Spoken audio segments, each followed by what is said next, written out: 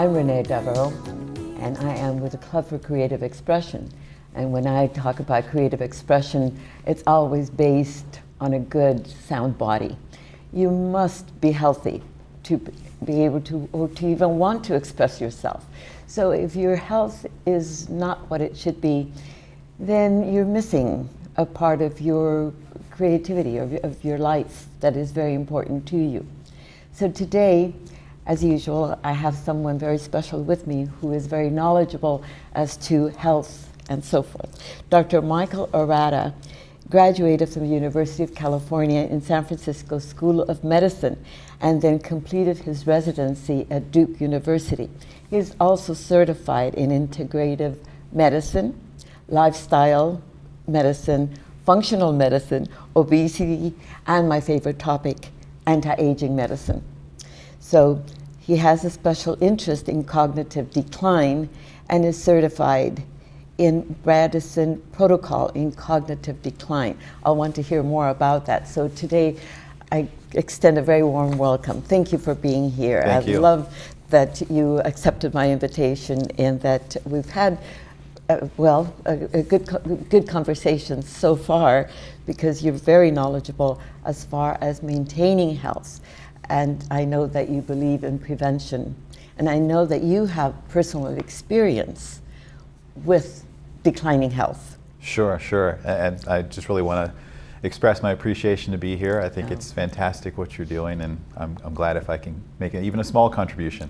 I'm sure that you'll make a big contribution. The residents in Laguna Woods love to hear about health, and especially when it comes to brain health. Absolutely, and you finished off with the certifications with the anti-aging aspect. Yes.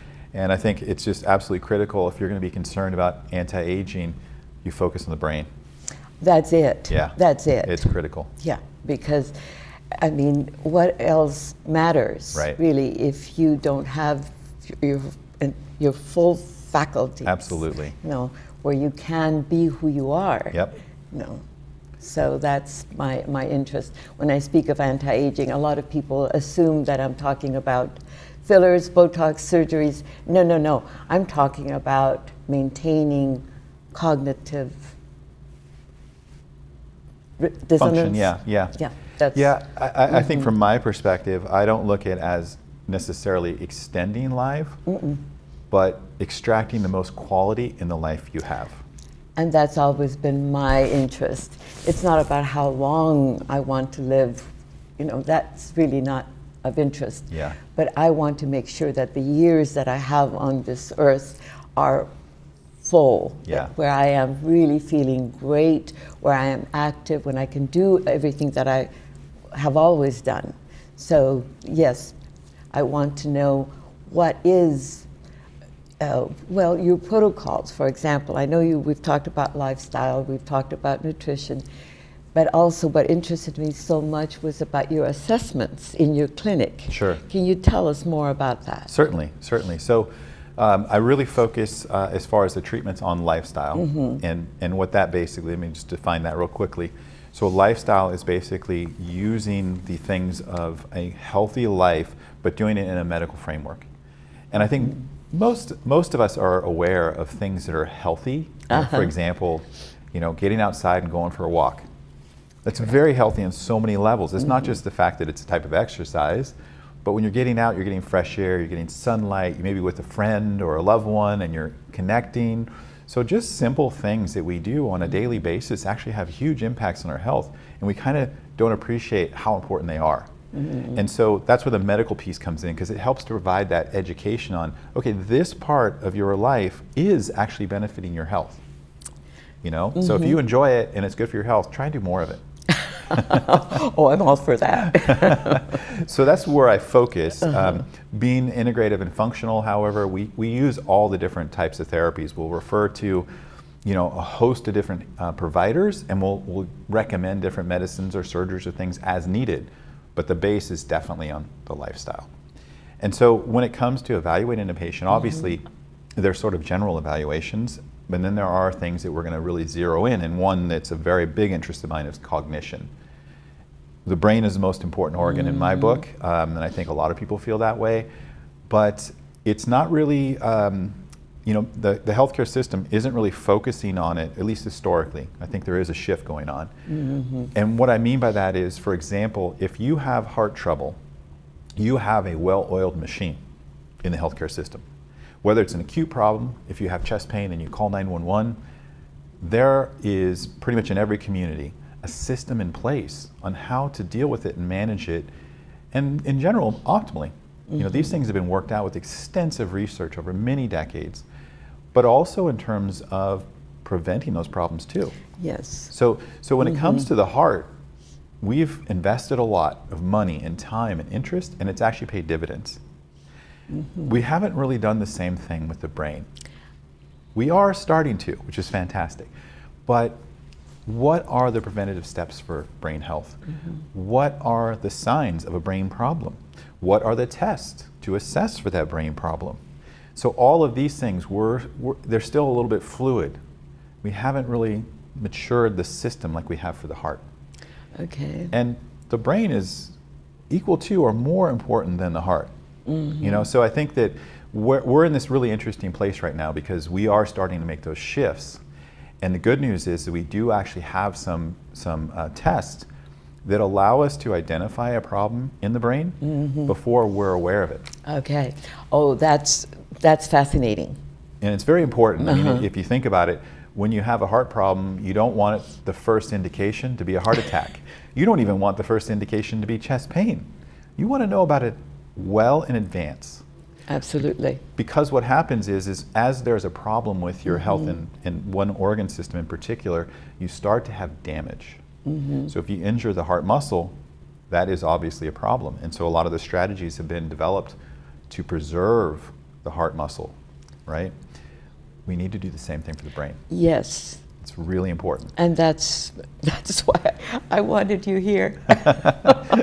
Tell us. So the really interesting thing is there are some screening tests which actually are consumer-based, and they're not, I don't know that it's necessarily got FDA clearance as a diagnostic tool, but it is available online. Oh. And it's called NeuroTrack, and it uses the visual processing functions of the brain. So you're on a computer screen and there are images that flash. The response of your eyes to that is basically analyzed by a computer program, and the studies have basically identified the patterns that are indicating a problem with the brain function. Oh, wow. And it's a very sensitive function, so you can detect the risk for things like Alzheimer's very early. Again, this is sort of preliminary. It's not, like I said, it's not a fully approved FDA test for medical, but it is something you can do as a consumer. And it's available online? It's available online.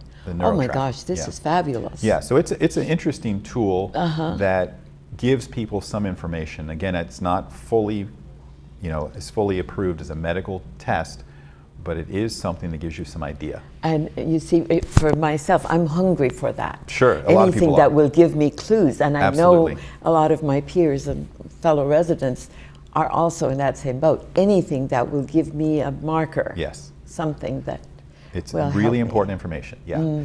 So then when you go into the more medically approved, the system I use is called Evoke. And Evoke is actually a battery of different tests, but the real core aspect of it is what's called a quantitative EEG. So I think a lot of people are familiar with certainly the EKG, which is that squiggly line that shows your heart function. It is generated from the electrical activity of the heart muscle. The brain is also an organ that produces electricity in its function, both of which can be measured through the skin. So an EKG is measuring the heart electrical activity, and EEG the brain. All right. Okay, so that squiggly line that you may be used to seeing, that has some information, but it's not, let's just say it's hard to discern what's going on by looking at those lines. If you take that information, that data, and you process it in a computer, you can create three-dimensional maps.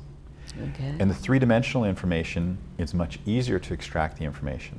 So that's what this test is doing. The quantitative EEG is measuring the electrical activity of the brain, which can localize within a centimeter or so. So it actually gives geographic, region by region information on the electrical activity of the brain. And from that, there are certain patterns that would indicate certain types of problems. And this technology actually just got the 510K clearance from the FDA about a week ago, actually, to be a diagnostic test for cognitive decline. Okay, so I've been using it for a couple years, but it's a tool that now actually has, the stamp of approval, which is fantastic. But I found it very helpful as a way to assess individuals who may have no indications of any problems. In fact, I saw a patient this morning who has no issues whatsoever with concentration at all. And in discussing with the patient, they were shocked that this test showed a problem in the functionality that's reflective of concentration. They were astonished. But that's the whole point. It picks it up before you're aware of it, which makes things really nice because it gives you the opportunity to do something before the damage may be done. And that's, you see, I'm all about prevention. Yeah. And so this is critical. It's really, really critical data so that you can make choices. Lifestyle medicine is all about choices. Of course. And, I think one of the things that people struggle with is, well, is there guilt associated with that, right? Is there regrets? Well, if you didn't know about it, there can't be. Because you didn't know about it. You did know about it. So there's no fault in that. And I think that's what we're really trying to do, is give people this information and then reassure them that, look, this is something that you've been empowered. And when you think about medicine, how often do you get empowered in medicine? Exactly. It's about the willingness to take responsibility. Yeah. Definitely empowering. And that's why, again, this information is critical for our fellow residents. Sure. And so in those assessments, I know that you had mentioned there's quite a range. Yes. And that some can be covered by Medicare, but a lot because they're just not covered. And so, but again, it's how important is your health to you. Sure. The good news is both the tests that I mentioned are covered. Oh, they are covered. Now, I need to back up on the NeuroTrack. I know it's covered by, they will bill insurance. I'm not clear on the Medicare part of the insurance, but the EVOC analysis absolutely is covered. Oh, wonderful. If you have any kind of symptoms. So if you are forgetful, for example, or you're having trouble with concentration, even if you're experiencing fatigue, for example, those are things that would allow Medicare to cover that test. So that's fantastic for the population that has Medicare, is they can get this diagnostic tool. Would that have a bearing, or would there be a connection at all with people who have migraines or severe headaches with that? Sure, there can be a lot of overlaps, and so in particular, if you look at the things that predispose you for cognitive decline, they're often the things that predispose you to migraine. So there is some overlap there. And then other types of headaches, there is some overlap, and I'll give you an example. Sleep apnea is extremely common, and it is a condition where that during sleep, you're breathing either from the airway perspective or more from the central control doesn't allow for normal breathing, and as a result, the oxygen goes down. The brain is a very, very oxygen-needy organ, and if you have your oxygen deprived from your brain, I mean, we know what happens, right? Exactly. It's not good. So when that happens during sleep, the brain gets deprived of this oxygen, and it starts to become what we call an oxidized state. You can kind of think of that in general terms as rusting. And so when your brain is oxidized, that creates a lot of problems in many different pathways. One of the symptoms is you'll get a headache when you wake up in the morning. So that type of headache is a result of sleep apnea. Well, if you have sleep apnea, you are at risk for cognitive decline. And you can imagine why. Oh, well, of course. Your brain needs oxygen. And if you're going to deprive it of oxygen every single night, that's going to have an effect. Of course. So there's some overlap there with the predisposing factors for this type of headache and also for cognitive decline. Could you also speak about concussions? Because I know that there's some research that has been done regarding the impact. Absolutely. And I happen to know at least one client who's had 4 concussions. Yeah, it's a problem. So, and I'd like to even expand it. I would expand that trauma to not just physical trauma. There's also emotional trauma. So trauma to the brain does predispose you to these things. And I think I think it's important to understand that, like with many chronic conditions, inflammation is at the core of what's going on. Okay. So if you have heart disease, it's inflammatory. If you have diabetes or obesity, any of these chronic conditions, arthritis, inflammatory. So is trauma to the brain. So when you have an injury to the brain, you start inflammation. That process can actually continue well beyond when the insult happened. So you slip on the ice in the winter, hit your head, and you could still have an inflamed brain in the summer, or even in some cases years later. And so that is why it puts you at increased risk, because inflammation is the key driver for Alzheimer's. All right. Okay. You also mentioned the connection to your emotional state. Yes, same type of thing. So when you create inflammation, you are going to be at risk for a lot of different conditions. And in the brain, obviously, the one that we're really trying to prevent is Alzheimer's. So multiple head trauma, and it can be actually trauma even as a child. Yes. Anywhere in your life, if you've had head trauma, particularly significant trauma like a car accident or something like that, or let's talk about sports. I played football as a kid, and I had my share of head trauma, and that predisposes me to this. So this is something we need to be aware of. And unfortunately, even when you talk to people, I talk to patients all the time about it. Honestly, I have to ask the question 3 or 4 times before I can elicit, oh, yes, I did have a concussion when I was in high school. So it's one of these things where it's kind of tough to tease out of people, but it's a very important data point. Well, I know a lot of people just want to avoid the whole thing. Sure, it's like it gets buried there. Of course. And yet the impact may not be really obvious until we get older. That's Is right. that That's very, true? very true. Yeah. So there's a cumulative effect? You think? There can absolutely be a cumulative effect. And the other thing, going back to the EVOC test, is that actually we can detect patterns of traumatic brain injury with the EVOC, which is nice, because that's helpful, because in some cases we can actually address that, and so that's an important data point. And so would you please tell us, what would you do? For example, somebody who has had several concussions, is there a means of reversing it other than lifestyle? Well, certainly lifestyle would be the first thing. But what you're dealing with typically is inflammation, first of all. Correct. When you have enough inflammation or long-standing inflammation, what you often end up developing is what's called mitochondrial dysfunction. Okay. So most of our cells, the exception being the blood cells, have these things that are called organelles. So they're kind of like, we have organs in our body, so our cells also have analogous organs. They're called organelles. And the mitochondria is the power plant for our cells. It's what produces our energy. The mitochondria are actually very sensitive to a number of different insults, and one of the main ones is inflammation. Okay. So if you have inflammation in your brain, the mitochondria are going to be prone to be damaged.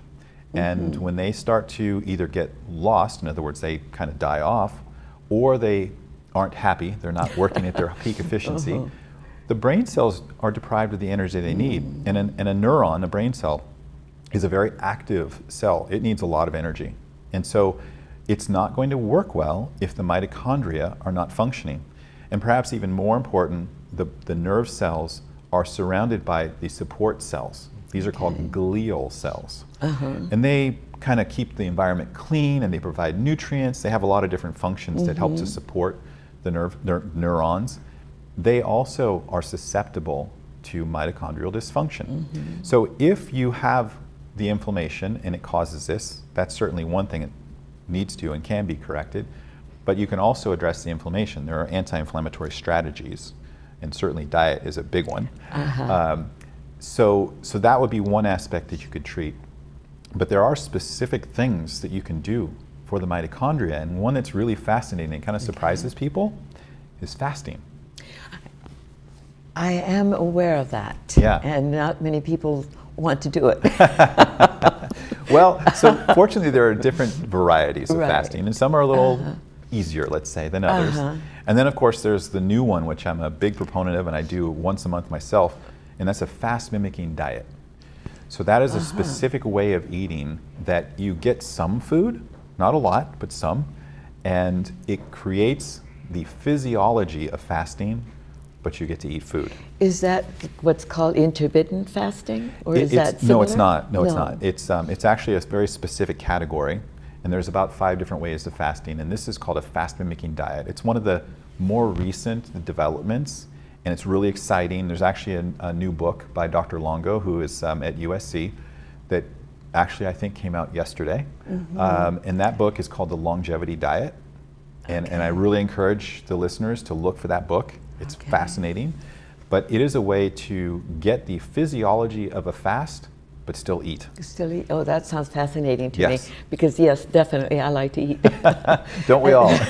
And it seems to me that because you are leaning so strongly towards a natural approach, can you speak about the pharmaceuticals? I mean, do they participate or take part in your protocols at all? When it comes to cognition, actually very rarely. Really the only circumstance I can think of where a pharmaceutical can be helpful is a specific type of dementia called Lewy body dementia. But if you look at Alzheimer's and the medications that have been developed, and there have literally been billions and billions of dollars of research to develop these pharmaceuticals, they don't work. Okay. There's not been a single one that's really been shown to have any benefit, maybe for a few months. Maybe have a slight improvement in a small set of patients for about 3 months, and that's it. And in fact, I think it was just this week or the previous week, Pfizer basically said, we're no longer doing neurodegenerative research. Oh, really? So here's a major pharmaceutical company that has invested billions and billions of dollars of their own money into this segment of health, and they basically said, we're done. Because things have not borne the fruit when it comes to actually having some kind of medication that can help prevent or treat Alzheimer's. They just, every time they developed a new one, they tested it, it failed. Wow, that's interesting. Yeah. Well, again, what I do appreciate about your approach is that you practice what you preach. You see, because that's really important from my perspective, that you must be in integrity with what you speak. And obviously you take care of yourself, and so you are following the lifestyle that you recommend. Yes. Yes. Critically important from my perspective. I agree. I agree. I mean, for my own health, certainly. But I think that why it's so important when you're a lifestyle physician. I mean, first of all, to be certified in lifestyle medicine, it's actually spelled out. You have to practice what you preach. And I'm stunned that that is now a prerequisite to your diploma. Yes. I mean, honestly, I was surprised when I read it, but I just love the fact that we're basically going to be employing ourselves what we espouse to our patients. And I think that's critical. But in particular, I think what really sets it apart from a physician that may prescribe a medication is that when you prescribe a medication, there's not a tremendous amount of behavioral change that takes place. Yes, if it's 4 times a day pill, that can be a bit of a burden. But if you take a pill once a day, it's not that big a deal, right? Correct. Most of us can do that. Now, studies actually show a lot of us don't do it. Within a month, a lot of patients stop, right? But at least when it comes to prescribing that, you're not asking a tremendous amount necessarily from your patient. If I ask my patient who is sedentary to now go out and exercise 5 days a week, that's a major change for them. That requires them to be fully invested and engaged in this process. So if I'm not engaged in it myself, how can I ask them to do it? It's perfectly obvious. Yeah, and so I think with lifestyle, it's critical that you practice what you preach. Right, well, for me that's really important, and I really appreciate that you are practicing what you preach, and you're an inspiration, and I trust that our audience has taken in your advice, and that will, perhaps call you and ask you and perhaps want to participate in your program.